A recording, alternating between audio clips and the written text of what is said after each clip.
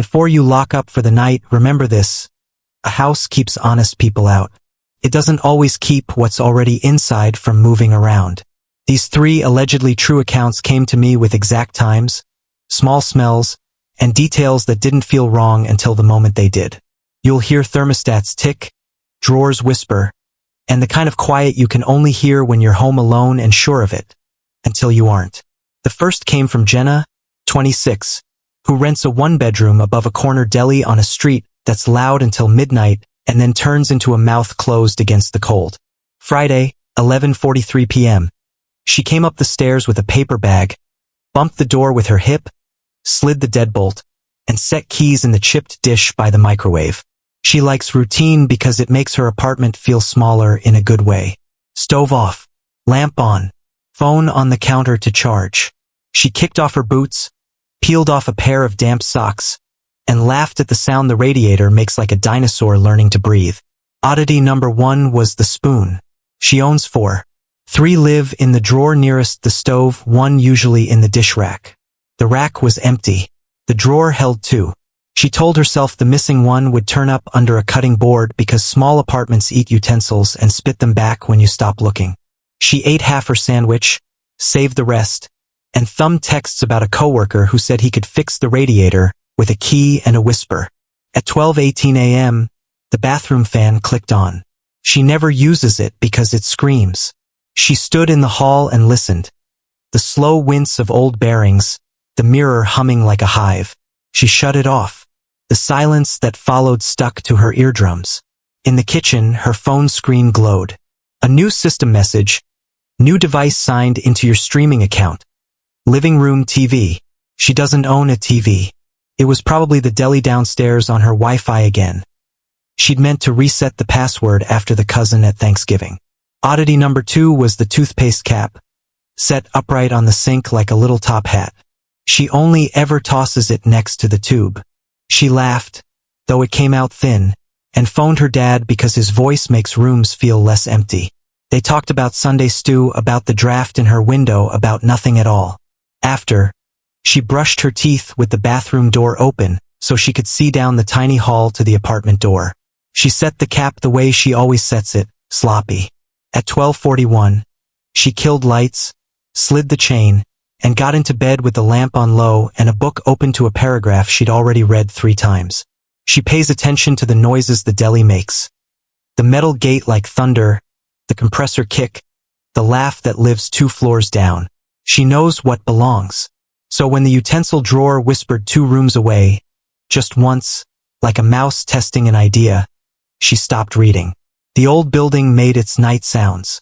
The draft lifted a corner of a grocery ad on the table. Then a softer sound than even a mouse. The wet rubber hush a finger leaves on cheap paint when it schemes a wall. She dialed 911 without pressing call. She lay very still and stared at the shadow stripe under her bedroom door. If someone stood in the kitchen now, she'd see their feet break the black. Her radiator hissed. The stripe held. After a full minute of that awful not happening, she swung her legs out of bed and walked with the kind of calm you force on your body when the rest of you wants to run. The hallway smelled like dish soap and, faintly, oranges. She hadn't bought any. In the kitchen, the utensil drawer was open a thumb's width. Inside 3 spoons. She closed it without looking too closely at which ones. The back of her stove was warm. Not cooking warm. Breathing warm. She held her hand to the slim gap where the old range doesn't quite sit flush and felt a ribbon of air come from the darkness behind it. Outside, a car door thumped. Inside, the bathroom fan snapped on again without being touched. She pressed the call button. Her voice sounded steady until she said the word alone. The dispatcher told her to go to the front door, get between the deadbolt and the chain, and wait. She stood there, phone tucked under her chin, and watched her own keys in the dish by the microwave move a fraction as if the counter had sighed. In the fan's drone, she started to hear something under it, a sound like someone trying very carefully not to cough. The first officer on scene knocked soft and called her name through the door, last name correct. She slid the chain with fingers that felt like mittens. The officer stepped in with another behind, eyes moving to corners like someone counting. They cleared the bedroom, the closet, the tiny bathroom. They listened with her to the fan and to the space behind the stove.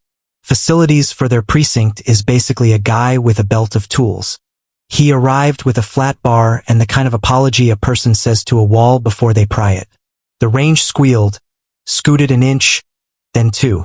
Behind it, an open-access panel cut rough years ago for a leak, a crawl space tall enough for a person to crouch in, dust rubbed smooth where knees had been. A rolled sleeping bag, a little flashlight, a grocery bag of wrappers, and a bottle of orange cleaner. On the panel's jagged edge, a few blue paint flecks like someone's sleeves had brushed by. The officer's jaw tightened once, and then he softened his face for her sake. He told her they'd be thorough. He told her to stay with a neighbor while they searched the shaft and the deli's basement. They didn't find him that night. The deli's owner said a contractor had been in for 3 days in October. Different faces, short-term badges.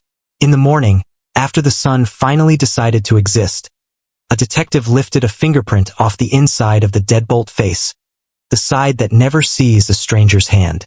Jenna packed a bag while 2 uniforms waited.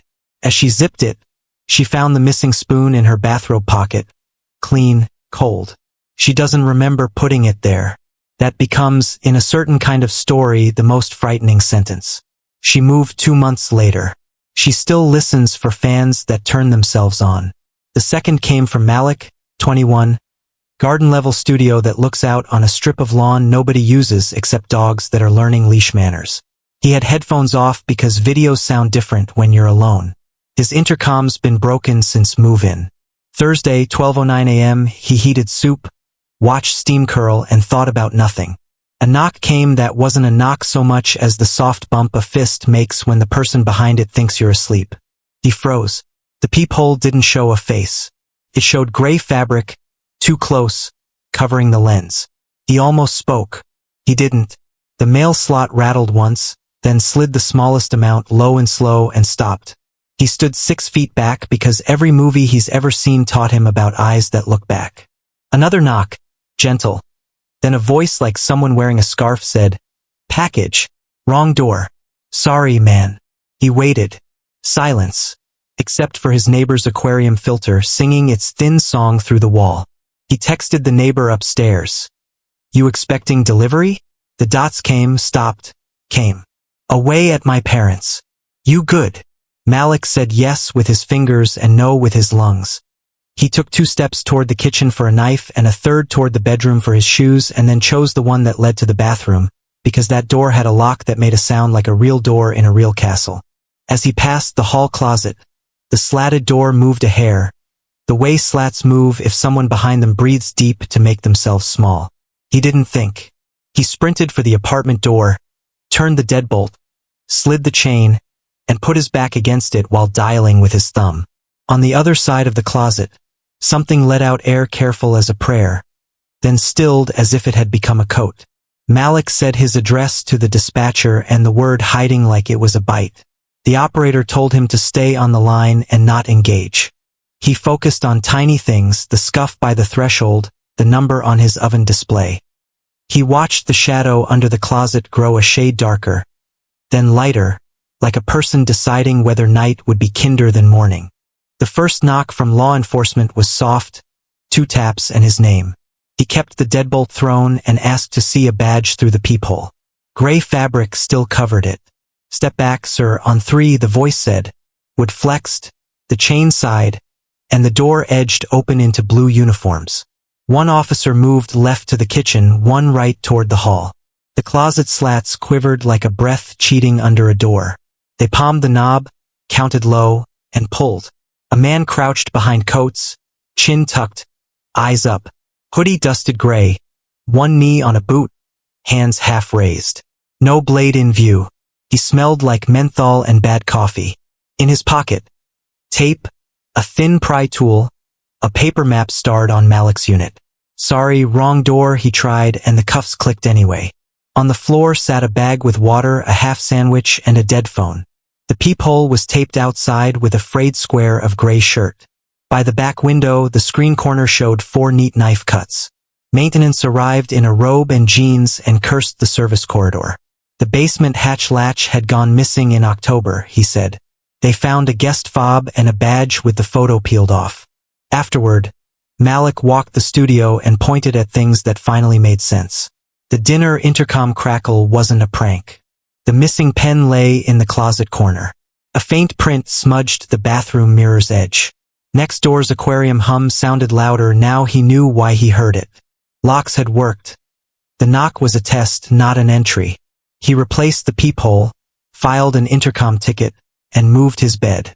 He still stands 2 paces back from that closet when he's alone. Erin was 31 and 1 week into owning a small post-war bungalow. For the first time, every sound belonged to her. The house had polite creaks, a low attic hatch, and a sullen washer.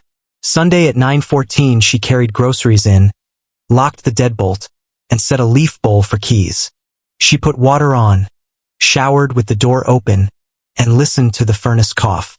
Steam still trimmed the mirror when she stepped out. The air smelled like bleach and warm dust, not her soap. On the hallway thermostat, the setting sat 1 degree higher. She turned it back and frowned. A drawer she never uses sat open a finger. Inside lay zip ties from the blind kit she hadn't installed yet. She closed it and told herself cabinets shift in old frames. At 10:22 a.m. footfall sounded where no foot should, slow and above the hall. She looked up and felt the ceiling breathe. She stood on a chair, pushed the attic panel, and felt cool air pour down. She didn't open it. She set 3 rice grains on the frame and moved the chair away. Tea and a show filled time without filling her head. The remote lay where she left it, volume 1 tick lower. At 11:03 plaster dust laughed inside the wall and the furnace kicked. On the hatch only 2 grains remained. One lay 3 inches out like a breadcrumb almost brushed away. She texted her neighbor across the street, a retired firefighter. "You awake?" she wrote, and he stepped onto his porch and messaged that her attic vent shadow moved like a curtain.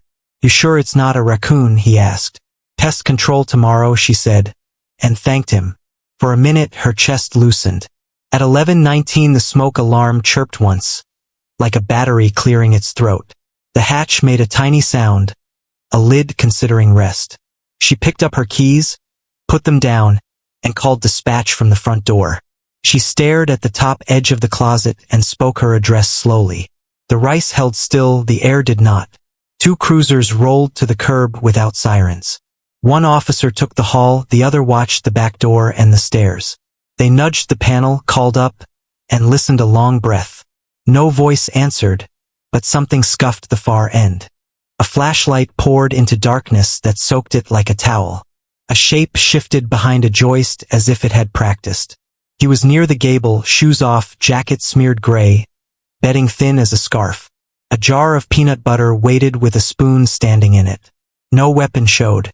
A small notebook listed trash days, porch lights, and dates. The back door strike plate wore 2 bright new scratches. Erin had never used the attic. He blinked at the light with his eyes closed and climbed down without a word. Later, an officer pointed at a proud nail and said people cut themselves on thoughts up there. She slept at her sister's, then hired a contractor to screw the hatch shut and add a lock. She keeps a little bowl of rice on the shelf, a habit that embarrasses her until the house settles.